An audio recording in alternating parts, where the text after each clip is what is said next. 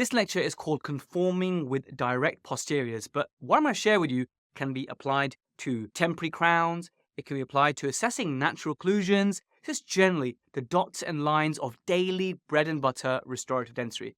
So let's dive in. It's quite a meaty lecture, this one, with quite a bit of clinical content, which is what you want now, because we're getting to, this is the main module, along with the next one. It's going to build on the foundation. So let me share with you my philosophy or my protocol for when I'm doing, let's say, quadrant dentistry. When I'm conforming, I'm doing multiple restorations or even just one restoration, but I want to conform. The first step is to study what's already there. Before you rush in to get the rubber dam on and do a restoration, just pause. Have a look. Maybe take a photo with your intraoral camera, your DSLR, but just have a look. What are the shapes of the teeth like? What are the shapes of the opposing like, which I'll expand on in a moment. And you've got to make a quick decision whether this is a simple conform, i.e. you're going to try and copy what was there already, or you're going to conform with benefits, which Mahmoud has already covered, but just to remind you, you're going to conform maybe, but you're going to choose to make sure that one of the dots, one of the biting dots of the opposing stamp cusp is not directly overlying where the crack is. Or, at the same time, you're going to reduce an incline to get rid of a non-working side interference. Or, this natural tooth is in a bit of hypo-occlusion in certain areas, and you want to actually build it into the bite to distribute the load, get more dots around the arch. So, although you're not raising the vertical dimension, you're going to improve or enhance the existing occlusion. You're going to allow your dentistry to add to the occlusion and not just copy it if it's lacking in any way. Now, I cannot stress enough the importance of something like an intraoral camera, because my protocol, and I'll show you later, is the first thing I'll do is I'll get my red articulating paper, it's 25 microns, get the patient to bite together on the side we're working on and the contralateral side, and I'll check the excursions with a different color and the shim holds, but don't worry, you're going to see the full video protocol of this. But essentially, if I can just take a photo, it'll guide me later on. If I get stuck on how to make my anatomy, by having that photo just on the computer next to me, the intraoral camera photo shot, it's going to really help me to remember where the dots were, where the depressions on the occlusal surface was, whereby you cannot build any composite here because the opposing cusp sits there and therefore your restoration will be proud. So photography is incredibly important if you want to spend less time doing adjustments. Now, a really good question a dentist once asked me is, when I'm doing my composites, should I try and make it look like a textbook, or should I try and copy what was already there? And I guess a little bit of both. Like, we should be inspired by these books like Dental Morphology. Funny story, this was the first book I ever bought, first book I ever owned. Or should we try and look at what's already there and appreciate that you're probably not going to make these teeth look anything like the ones in the textbook, because if you did that, you know you're going to be there for a long time trimming it all away. And I know you've been there, because I certainly have. So to summarize this point, look at the pre-op anatomy, study it, and that is more important for your patient than what the textbook says. Now, the textbook will guide you in terms of cusps and slopes and give you inspiration and guides, but those guidelines have to fit within the tooth, within the mouth of that individual. So don't forget that. So this is a video of me once I've put in the colored articulating paper. I'll check the excursion first, then the tap, tap, tap, and the blue dot is the tap. So I'm studying what are these shapes like, and they're generally quite flat. It's giving me a clue that I cannot suddenly make the cusp look ultra bulbous and natural because the teeth are already quite flat. I also get to appreciate the occluding scheme of this patient, and this patient's mostly guiding on the first premolar. The second point goes along with the first one because you've studied it, but I want you to record it as well. So yes, you use the intraoral camera photo or a DSLR, whatever works in your practice. And then I'd like you to use shim stock foil. So shim stock foil, as a reminder, is 8 microns. And it's really good at telling you if a tooth is actually in the bite or if it's out of the bite a little bit. So most healthy occlusions, multiple shim holds all the way around. So what I would do is make a record, tell my nurse which teeth are holding shim, and the ink marks from the articulating paper are telling me about where the dots actually are and where the lines will be. But remember to be careful to know where the ink mark you see is a true contact or a false contact. A false contact is when the ink just smears on the cusp, and it's really not in the bite, it's just the ink smeared on it. So sometimes you just have to carefully look and see which teeth are actually in true occlusion and which areas the articulating paper is just rubbed off on a cuspal incline. So you record that with your shim stock holds, you'll tell your nurse what it is, and you're going to take a photo of the ink marks. To make this all really crystal clear and tangible, let me show you a video sequence of me treating a lower left quadrant with direct composite and how I record the pre-operative occlusion. And open up. Right, we're checking the normal bite first. Bite together all the way. And open. That's holding. Bite again. That's holding. And again. Yep. And open. And bite again. and open, and bite again, and open, and bite again.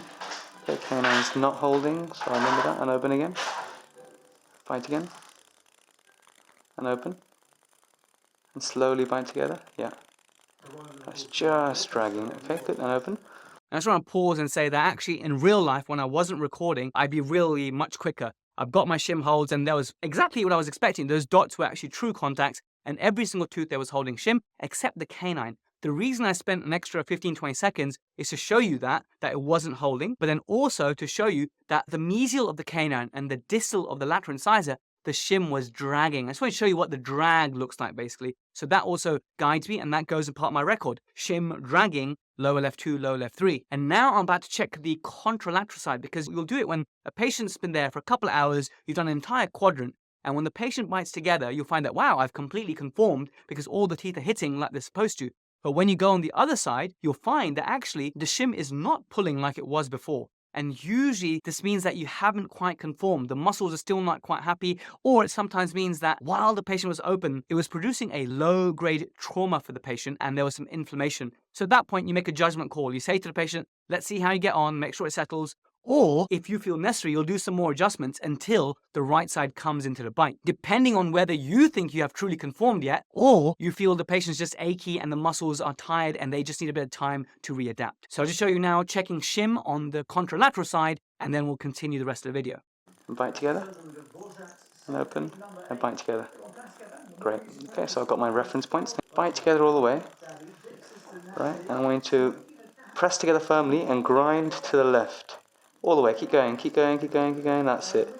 And all the way and back, lovely, and open. So just to point on the excursions, here I'm using red trophil. The reason we check excursions first is that we get the lines, and then later the blue will color on top of the red the dot that I need. So the lines with the red, the dot with the blue. If you did the dots first and then you did the lines, then the red will obscure your blue marks. So you really need the dots to be on top of the lines. Otherwise you won't see them. And if you're still not getting your head around it, try it tomorrow morning. Try it on your nurse, try it on your patient, try and do it the other way around, the wrong way around, and you'll see very quickly why that doesn't work. The other thing worth mentioning is sometimes you have a patient and they just can't move their head. So you have to sometimes coach them, you have to train them. I sometimes tap on their shoulder. If you can go to the left, please, I'm tapping their left shoulder at the same time. And some silly patients will ask you, should I move my upper jaw or my lower jaw? And you just politely smile and you say, the lower jaw. So as well as the shim holds, we're now checking the dots and the lines so that I can tell at the end, have I conformed to my objectives?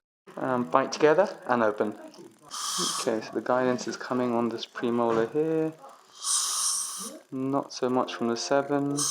So I'm really studying where the dots are. I'm checking where the lines are. This is quite an easy one to see. It's mostly on the premolar. There's not many lines on the molars, so I know that as long as I follow the cuspal inclines, I should be okay. And some of you may now be asking, in case you forgot from the previous times, that, hey, shouldn't we converting this patient to canine guidance or maybe improving this patient's occlusion by giving a molar in-group function? But I've already decided that the reason for the failure, and you'll see later, was purely biological. There wasn't much mechanical failure here. It was actually poor dentistry that this patient had, composites bonded to amalgams, leaking composites, the contact points were all over the place. So this is a biological case and a low occlusal risk patient. Therefore, I was totally happy to conform to the existing occlusion. Now, while I'm doing all these checks, the patient's either got some numbing gel or I've numbed up the patient. So don't waste time. You'll always be doing something and anesthetize the patient, because I think one of the reasons I get good success rates with anesthetics is because I give it plenty of time. Because I'm doing all these occlusal checks, by the time I'm done with that and I've got my rubber dam ready and the holes punched, the patient is well and truly numb.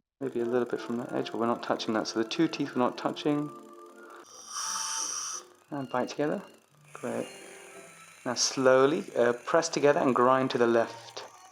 And back to middle, and grind to the left again, and back to middle. And grind to the left again. I'm checking tooth by tooth. Brilliant. And back. Press firmly and grind to the left again. You're getting very good at that movement now. Okay, and open.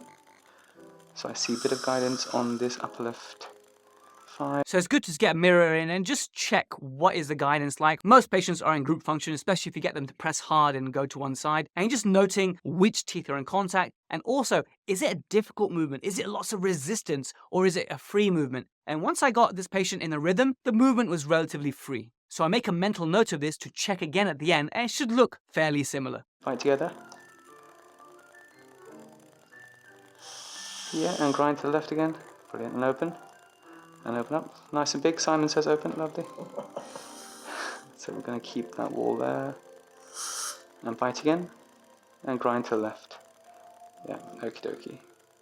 Good. This is straightforward in that regard. Now, while you're doing your checks, please use your mirror to look at the opposing arch and look at the anatomy. Would it benefit for any adjustments? Now, this sounds very naughty, but the way we liken it, me and Mahmood, is when you're doing a class 2 restoration, you remove the old amalgam, remove the caries, you're going to take a look at the adjacent restoration, right? You're going to take a look. And if you see a ledge, this is the best time to deal with that ledge. It's the best time to assess for caries proximally. It's the best time to polish proximal restorations on adjacent teeth. Now, in that same vein, if I'm restoring those lower teeth, and I'll show you, I'll take a look at the top. Is there a sharp, jaggedy, plunging cusp that would really benefit from just a little bit of soft flex disking to reduce the likelihood of fracture and crack propagation of your restoration, for example? Or maybe there's an interesting case I'll show you later in the cases and the scenarios is one tooth has completely taken all the space and gouged out the other tooth. And therefore, we need to redistribute the space. We need to steal from the rich and give to the poor. So it's called Robin Hood dentistry, but I'll go over that in some scenarios. So you want to just take a look, is there anything that we need to do to optimize a scenario for the restorations you're doing? And it's good to sometimes plant the seed. So either you're going to adjust it then and there, or you're going to say to the patient, wow, you got some really sharp, pointy, fangy teeth that are going to cause premature failure of these fillings we're doing. And so Mrs. Smith, at the end, I'm going to polish these teeth, and I'll do it after I've built up my filling. I'm just letting you know now for later. But once again, let me make this really tangible and really visual. I'm quite a visual learner, so let me share this with you, what I mean. So we have a situation where the upper left second molar has absolutely gouged out anatomy. And this is because that tooth is angled in a certain way, and the opposing tooth is angled in a different way, and all those occlusal forces have just been directed in the wrong way, and also the forces are heaviest at the back. So we have the lower tooth, the one opposing this, occupying too much space, and the cusp of the lower one sits right inside there. So I know already to deal with the situation, I need to do some enameloplasty. So I'll show you that in just a second. And in this case, this was actually planned at the checkup appointment that we would be doing this. But sometimes you'll notice interesting things and you need to make a judgment call and communicate to the patient that things aren't quite right, they aren't quite balanced, and you may need to do some adjustments of the opposing tooth. Here's a big crater in there, Marie. Bite together. And tap, tap, tap, tap, tap. Great. Okay, looks like there's a rim of space there actually I can work with, which is encouraging. Okay, and slowly start biting again. Now, before this patient bites together, keep your eye on the distobuccal area of that lower molar, that lower last molar, the distobuccal area. So although I'm doing an onlay for the lower left first molar, I'm also optimizing the environment so I can treat the upper left molar by doing some calculated enameloplasty of that lower molar. But just have a look at the way that cusp sits well inside the upper molar. Okay, and slowly start biting again. Okay, so I actually paused the video here because I want you to see something. I want you to see the level of the occlusal plane. Now, whereas there is a space between the rest of the teeth aren't really touching, look how the lower molar, that distobuccal cusp, is already sitting inside the occlusal surface of that upper left molar. So it's almost like over-erupted in time. So as it destroys some tooth structure, destroys some dentine, that tooth is slowly over-erupted. So this is part of the problem, and sometimes we need to address this. I'll show you another example, which we agreed at the checkup appointment that we'll be doing some Robin Hood dentistry, because you'll see now I'm treating the lower molar because it needs cuspal coverage. There's a huge crack in the amalgam, but you'll see the opposing tooth has a huge whopping plunger cusp that needs careful and calculated adjustment. And don't be afraid of this, because you'll see that the cusp tip in a 60-year-old is going to be miles away from the pulp. So although you should warn about sensitivity in these things, it is the lesser of two evils. If we accepted this scenario and just continued, it would be a bad choice and you'd really compromise how much space you have on the opposing. But let me show you what I mean by that just now.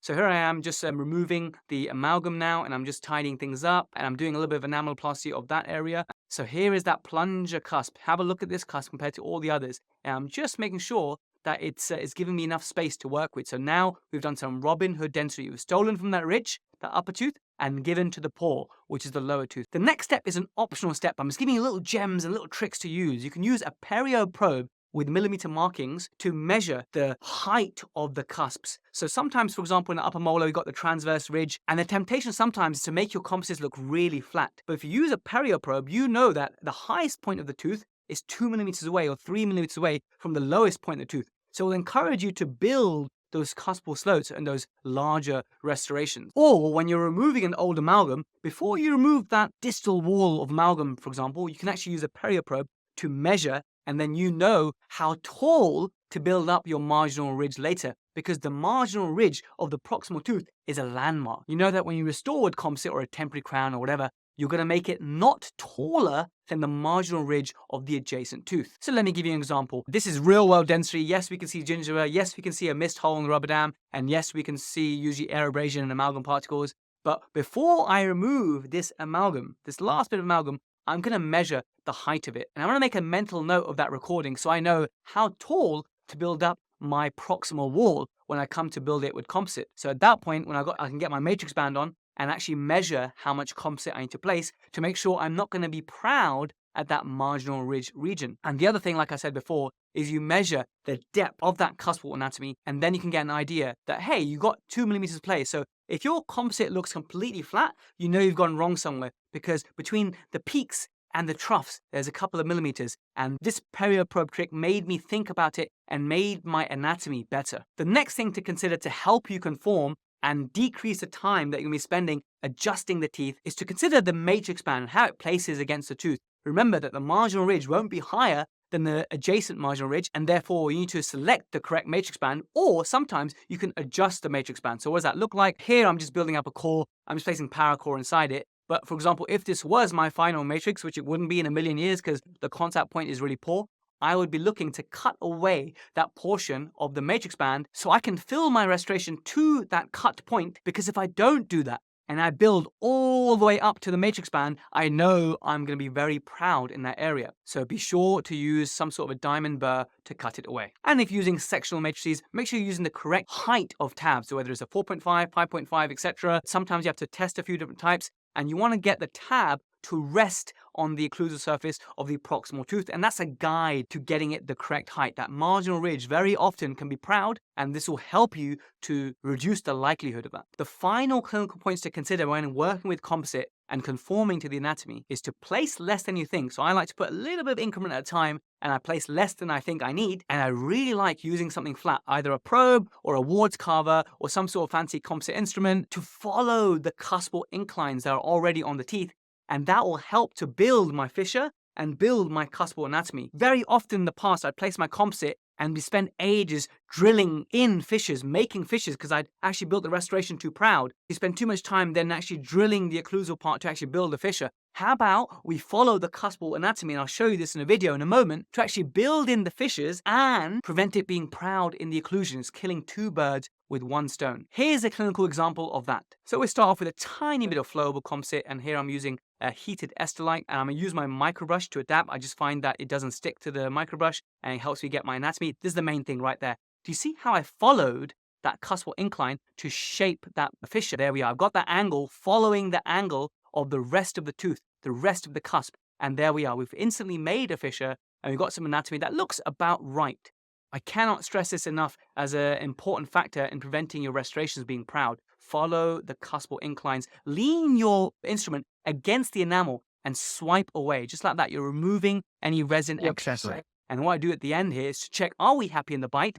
And one of the ways you can check is by getting your patient to tap, tap, tap. And I check beforehand with my fingers if there was a complete overbite or not. And at the end, I'm checking again my fingers to feel that tiny bit of vibration. It's not really true fremitus, but if I really push firmly with my fingers, I can feel that contact. I can confirm that it's a complete overbite. And that's also another verification check that I have conformed properly. So on that note, let's talk about the occlusal check protocol. Once you've done your restorations, how can you check that you have truly conformed? What adjustments do you need to do? The last thing you want to do is ask the patient, how does that feel? Because I'm sure we've all been in that scenario. We've placed a restoration, we take off the rubber dam, and we did a really silly thing, and we asked the patient, how does that feel? And the patient bites together and says, that feels great. But then you feel guilty about sending the patient away without checking the occlusion. So what you do, you get your Arctic paper, you check it, and the contralateral side, every other tooth except that tooth you're working on, is proud by a country mile. Is nowhere near the bite. Your restoration is so proud. But had you just gone by how the patient felt, then you would have sent that patient home with a very proud restoration. So it is one valid check you can do, but I save that right at the end. Once I'm happy, I'll check if the patient's happy. So those of you watching on the Protrusive app or on YouTube, at this point we say goodbye. Thanks for joining this segment so far. I'm going to continue the rest of the lecture for those on Occlusion Basics and Beyond Module 4. And what I'll talk about next is how to actually do the adjustments. What are the checks that you do after you take off the rubber dam and you're checking if you've truly conformed or not. Once again, this is just one of the many lectures, and if you found it very tangible, very clinical, very real world, which is what we aspire to do, real world occlusion, then come and join us. This course took so many people and so many hours to make, and something we're very proud of. No other occlusion course I've ever been to shows it in the depth and details of even just single tooth dentistry and beyond, which I think is so important. So if you're looking for tangible dentistry or occlusion made tangible, click on the link below to enroll on Occlusion Basics and Beyond. I look forward to supporting you on our forums. Even if you won't join us for the program and you found this useful, please do hit the subscribe button and give it a thumbs up. Thank you so much, and I'll catch you in the next one.